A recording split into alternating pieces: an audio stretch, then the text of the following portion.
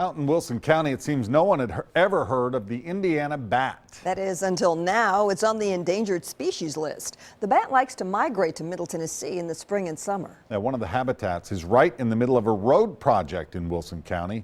And as News Channel 5's Mark Bellinger reports, the flying mammal may impede road construction this summer. Indiana bats are on the endangered species list.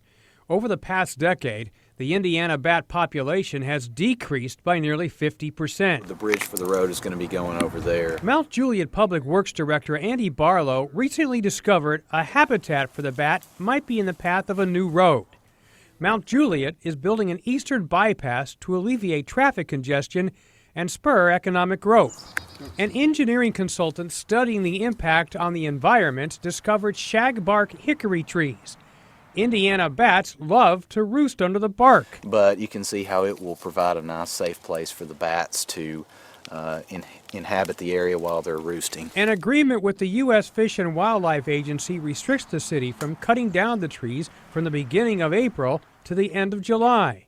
That's when the bats migrate to the area.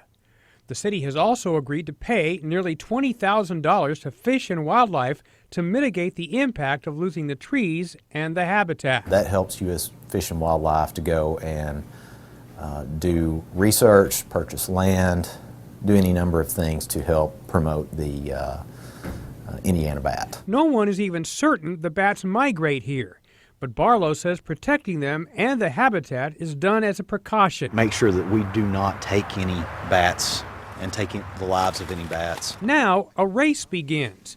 The city hopes to start cutting down the marked shagbark hickory trees in the next couple of weeks up to April 1st.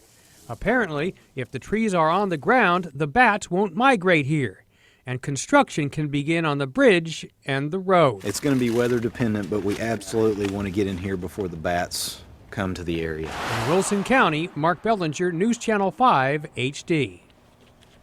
City officials estimate that they'll need to cut down more than 100 trees between now and April 1st to prevent a delay in the project.